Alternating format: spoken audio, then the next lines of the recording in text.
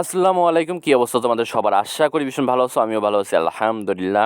আজকে তোমাদেরকে আমি দেশি মুরগি কীভাবে খাবারটা তৈরি করি সেটা আজকে তোমাদের এই ব্লগ ভিডিওতে তোমাদেরকে আজকে আমি দেখাবো। তোমরা সম্পূর্ণ ভিডিও মনোযোগ সহকারে দেখো, ইনশাল্লাহ ভালোভাবে বুঝতে পারবা। যেখানে আমরা খাবারটা তৈরি করবো যেটা আগে ভালোভাবে পানি দিয়ে ধুয়ে নিবা। আর এখানে যে ফিডটা দেখতেছো এই ফিডের নাম হলো সোনালী গ্রোয়ার ফিড। এটা হলো নারিশ কোম্পানির। এটা কেজি 70 টাকা করে পড়ছে। তোমরা বাজার থেকে এটা কিনে নিবা। তার পাশে দেখতেছো এখানে খিচুড়ি, যেহেতু আমাদের বাসায় কালকে খিচুড়ি রান্না তাই খিচুড়ি ছিল, এখানে খিচুড়ি দিয়ে দিলাম। ভাত থাকলে এখানে ভাতও দিতে পারো। এবং তার পাশে আমরা ইউজ করব কোরা। ঠিক আছে, এখানে কোরা, যেহেতু এই কোরাটা ভালো অনেক, এটার দাম পড়ছে 30 টাকা করে, বাজারে পেয়ে যাবা কোরা।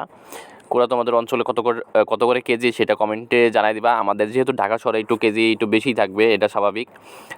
30 টাকা করে নিচ্ছে। এখানে পানি দিয়ে সুন্দরভাবে ভাত যেভাবে মাখো সেভাবে মেখে নিবা একবারে সুন্দরভাবে।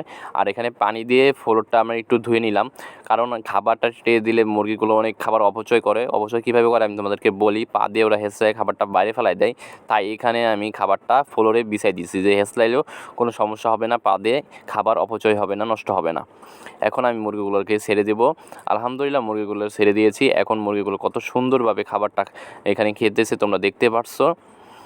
আর এখন আমরা ছোট মুরগির জন্য খাবার তৈরি করব। ছোট মুরগি অনেকজনে বলো, ভাই ছোট মুরগির কী খাবার দিলে ভালো হবে? আমার মতে আমি সবসময় ভালো পরামর্শ দিব, যেহেতু আমি খামারটা নতুন, ঠিক আছে, তাই ভালো পরামর্শ তোমাদেরকে আমি দিয়ে থাকবো। ছোট মুরগির খাবার তৈরি করার সময় অবশ্যই ফিড ইউজ করবা। আমি যেহেতু ফিড ইউজ করতেছি, আমি তোমাদেরকে দেখাইতেছি ফিডের ফলাফল কী। ঠিক আছে, আমি প্রথমে এখানে কালকে বাজার থেকে যেয়ে নিয়ে এসেছি ব্রয়লার 0 সাইজের ফিড, যেটা 70 টাকা করে কেজি পড়ছে। ব্রয়লার 0 সাইজের ফিড নারিশ কোম্পানির, একবারে নারিশ কোম্পানিরটা নিয়ে আসবা। আলহামদুলিল্লাহ এটা মুরগিটা অনেক ভালো খায় এবং গ্রোথও ভালো বৃদ্ধি পায়। অনেকজনের চাল ইউজ করো, খুদ ইউজ করো, ভাই এগুলো ইউজ করবা না, ঠিক আছে। এগুলো ইউজ করলে মুরগির গ্রোথ বাড়বে না, সম্পূর্ণ পুষ্টিটা পাবে না, বুঝতে পারছো? এই জন্য ফিডটা ইউজ করবা, সুন্দরভাবে ফিডটা ইউজ করবা, দেখবা মুরগি অনেক সুন্দরভাবে খাবে। কয়েকদিনের ভিতরে মুরগিগুলা গ্রোথ ভালো হবে এবং এগুলা দেখতে অনেক সুন্দর লাগবে।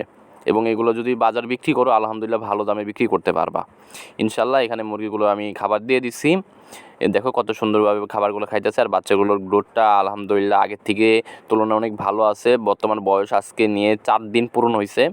সবাই বাচ্চার জন্য দোয়া করবা। বাচ্চা ফুটছিল 6টা, কিন্তু দুঃখজনক বিষয় হলো একটা হারাই গেছে।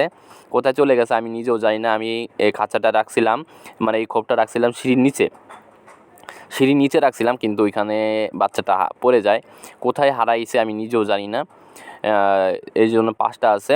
আর এই পাশে পানি পাত্রটা আমি চেঞ্জ করে দেবো। 3 বেলা খাবার দিবা, 3 বেলা পানি পাত্রটা সবসময় চেঞ্জ করে দিবা। পানি পাত্রটা ওরা অনেক অপচয় করে পানিটা, কারণ এখানে আমি দিয়ে দিছি হলো তোমার কাঠের গুঁড়া। ঠিক আছে, ওই গুঁড়াটা তোমার এখানে ওরা পা দিয়ে হেঁচড়াইয়া পানির ভিতরে ফালাই দেয়, আর পানির ভিতরে পড়লে এগুলো নষ্ট হয়ে যায়। পানিটা পরে মুরগিগুলো আর খাইতে চায় না। এই জন্য সবসময় পানিটা চেঞ্জ করে দিবা। আজকের ভিডিওটা এই পর্যন্ত ছিল। ভিডিওটা কেমন হয়েছে আশা করি ভীষণ ভালো হয়েছে। ভালো হলে অবশ্যই একটি লাইক কমেন্ট শেয়ার করে দিবা। সবাই ভালো থাকবা। আসসালামু আলাইকুম।